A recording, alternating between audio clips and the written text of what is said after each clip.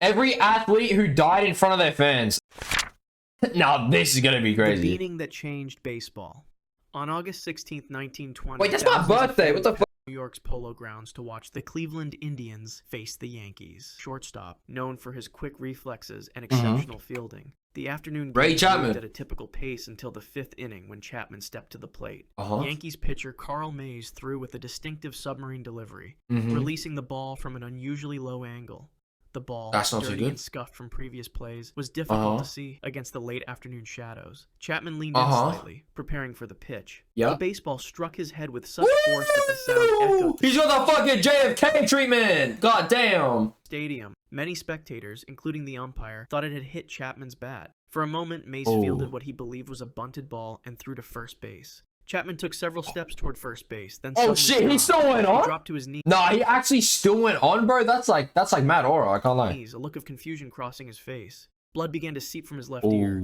Players from both teams rushed to his side as he collapsed onto the dirt infield. Team doctors reached him within seconds. The crowd fell silent as Chapman was helped to his feet, wobbling and disoriented. He attempted to walk off the field with assistance, but couldn't maintain his balance. Nah, At he New York St. could. Lawrence Hospital, doctors discovered his skull was fractured.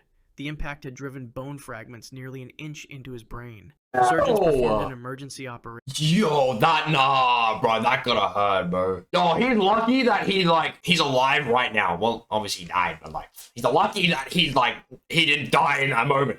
Removing a piece of his skull to relieve pressure. Chapman never regained consciousness. At 4:40 a.m. the following morning, man. He was pronounced dead. The 29-year-old became the only player in Major League Baseball history to die from an injury sustained during a game. The tragedy changed baseball forever. The league soon banned the spitball and other pitches that doctored the ball. More importantly, umpires began regularly replacing dirty balls with clean ones, making them easier for batters to see, a practice that continues to this day. See, look, they should have been doing this sooner, bro. Why weren't they doing that sooner? Obviously, if a ball is gonna blend in with the grounds, something's bound to happen, you know what I mean? Blocker gone. Honestly, die to change rules, yeah, that's fucked up, man. 2017, spectators filled the small gymnasium in Barras, Brazil. Oh, it's like a regional indoor football match. Santos Sousa was the 38-year-old goalkeeper for Flamengo de Piripiri, a team competing in the local amateur league. The indoor arena was humid, the crowd energetic as the match entered its final minutes. Honestly, indoor football, I might yap for a second, but like indoor football, low-key, it's low-key more fun than normal football, I can't lie, bro. Like, it's just, the vibes are just better with indoor football. If you're playing football and it's indoor, the vibes are better than if it's outside. Whistle cut through the noise. A penalty had been awarded to the opposing team. Santos Sousa positioned himself between the goalposts, bouncing What do you mean? toes. His teammates stood silent at midfield. The opposing striker approached the ball with measured steps. The shot came hard and fast, aimed at the center of the ball. No, did that hit his nuts, bro? No. I pack up his entire fucking bloodline. No, pack up any future for his bloodline. That's crazy. Santos Sousa didn't die. There's no way. Instead, he stepped forward, making himself large, and blocked the ball with his chest. Wait, that's the mad impact aura. was solid but unremarkable. The ball deflected harmlessly away. The crowd erupted in cheers. Santos Sousa raised his arms in celebration. His teammates he blocked that shit. That was a good block. Congratulating him on the crucial save. For a few seconds, everything appeared normal. Then, without warning, his expression changed. I forgot the concept of the video. Wait, no, he shouldn't have done that. He shouldn't have done that. A look of confusion crossed his face, who caught him as his legs gave way. His body went limp as he collapsed to the court floor. The celebration instantly turned to panic. Players from both teams signaled frantically for medical help. Nah, bro, I can't imagine seeing this shit, man. CPR. The gymnasium fell silent. Children in the crowd were ushered outside as the medical team continued resuscitation efforts. For nearly 20 minutes, they fought to restart his heart. Paramedics arrived and took over, applying a defibrillator. The electric shocks caused his body to jolt, but his heart showed no response. Despite their desperate efforts, Santos Sousa never regained consciousness. No way! Over football, bro? No, that sucks, man. It must have hit like a weird spot on like his chest. He might have had like something, maybe like something with his chest already, and then it's like, I don't know, bro, but like that's crazy, bro. That sucks, bro. I can't imagine seeing this shit in real life as well. He had suffered sudden cardiac arrest, likely triggered by colorectal cordis. A rare but fatal disruption of heart rhythm caused by a precise impact to the chest wall at a critical moment in the cardiac cycle. Oh, that's actually tragic, bro. On October 10th, lightning struck the pitch? Gathered over Banyumas, Indonesia, as two local teams competed on a municipal football field.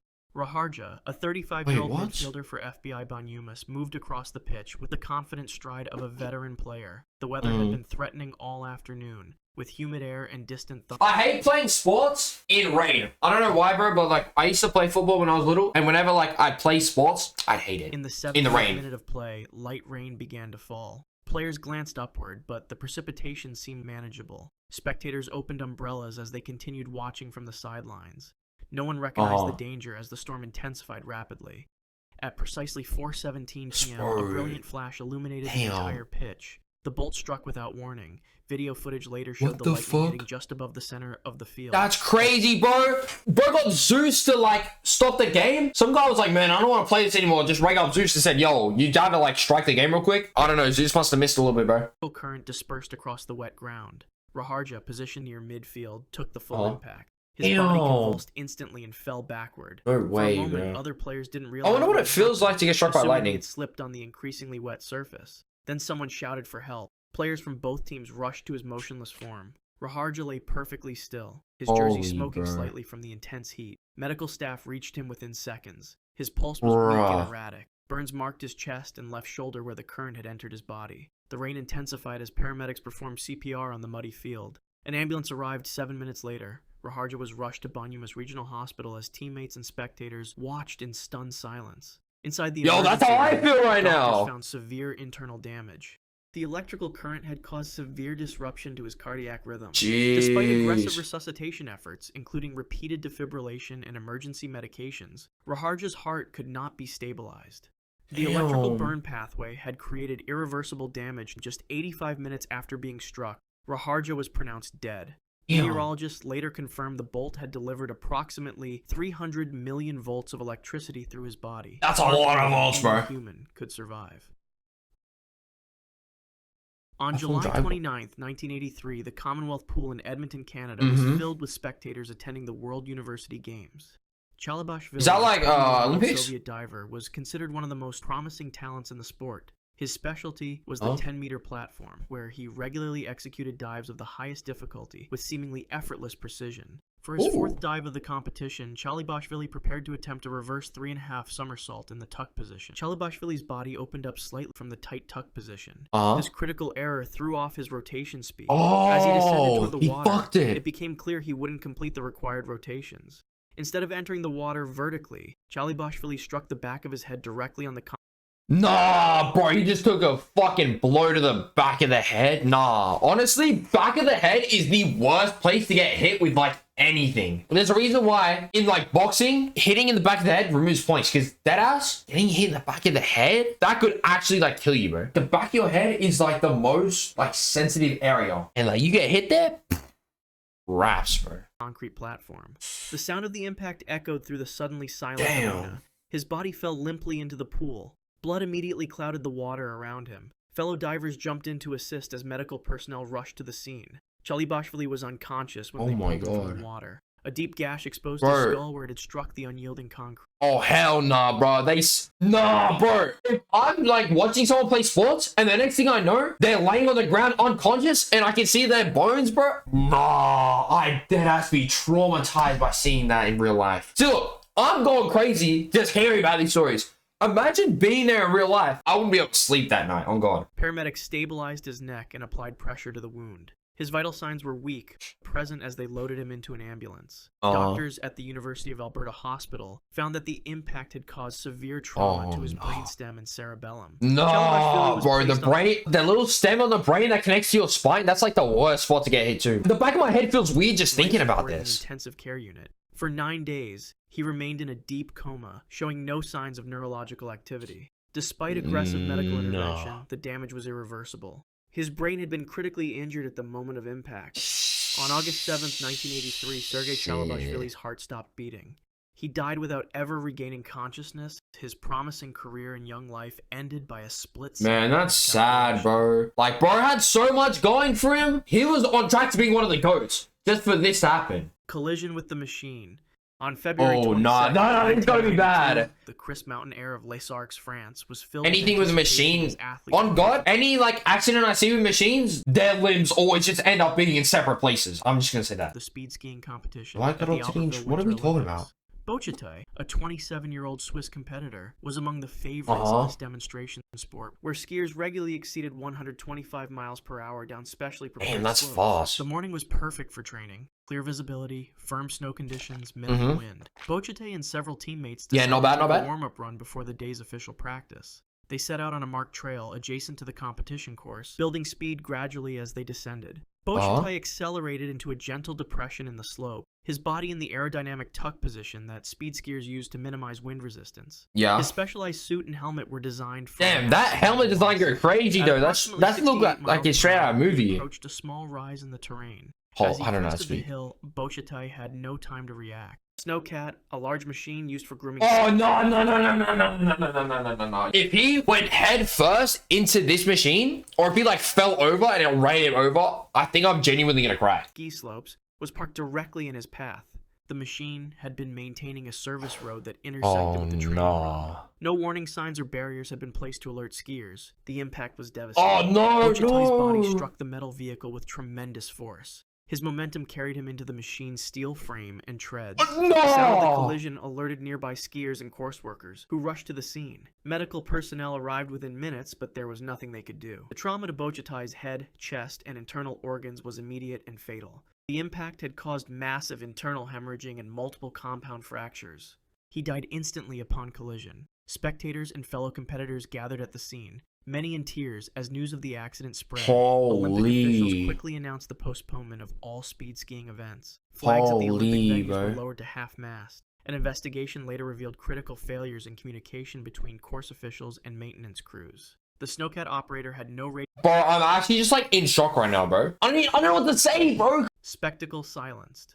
On March 15, 1971, a modest crowd gathered in the small Belgian town of Retail to watch a local cycling race. Montserrat, the reigning world champion, stood out immediately in his distinctive rainbow jersey. The coveted garment awarded only... Yo, that's kind of tough, I can't lie. At just 22 years old, he was already considered one of cycling's brightest stars. Damn, at 22? It was a minor event on the Belgian calendar. Nothing like the major classics or grand tours where Montserrat normally competed. For him, it was a chance to build form early in the season while racing close to home. The 10-kilometer circuit wound through narrow country roads lined with spectators enjoying the first hints of spring. I feel like watching a cycling race gotta be boring, bro. You're just waiting for hours. If you're like in the middle of the race, you gotta wait for everyone to come through. And most people come through at around like the same time. So you gotta wait for however long, unless you like predict how long it takes to get there on time. You gotta like wait for everyone to like come through. And you're like, oh my god, there's a cyclist. And then they piss off, then what? It's not anything special. I don't understand why people watch cycling. He quickly established himself at the front of the race. His powerful pedal stroke and professional positioning in the peloton made him easy to spot, even without the distinctive jersey. As he approached the... Y'all are not spotting him based on his position, bro. Like, this is a little bit of glazing. He was riding confidently near the front of a small breakaway group. The road ahead appeared clear. Race marshals had blocked most intersections, but not all local residents had been properly notified about road closures. A small British-made car suddenly appeared on the course, driven by an elderly man who was unaware of the ongoing race. The vehicle moved directly into the path of the... Oh, hell no, man. Riders swerved frantically. Montserrat, positioned on the outside of the group, had nowhere to go. His bicycle struck the car's front bumper at approximately 30 miles per hour. Bro. The impact pushed him over the handlebars. Montserrat's body hit the windshield before being thrown onto the asphalt. Oh my god. Yo, notice how most of these deaths are by like someone else? It's not even been the athlete's fault. It's always like some random ass dude or something, bro. Like... I'm actually losing hope in humanity. I don't know how else to describe it. Basic leather protection by modern standards, provided minimal protection. Spectators screamed as they witnessed the world champion lying motionless on the pavement. Blood pooled beneath his head. Medical assistance arrived within minutes. A doctor from the crowd immediately began resuscitation efforts as race officials radioed for an ambulance. Despite their desperate attempts, Montserrat's injuries were too severe. The impact had caused severe trauma to his skull and cervical spine. At 4:15 p.m., less than 30 minutes after the collision, Jean-Pierre Montserrat was pronounced dead at the scene. The rainbow jersey, cycling's most prestigious symbol, was stained with the blood of its youngest champion. Bro, he was a world champion too, bro. Like, that guy had his whole, like, career ahead of him. Just for him to get slimed by some random-ass dude because he just wasn't paying attention. Miscalculation. Olympic heat miscalculation. What could this possibly mean? Along the marathon route at the Stockholm Olympics. Lazaro, a 21-year-old... Just a naked man on the screen, right? ...was among the 68 competitors prepared to tackle the 26.2-mile course.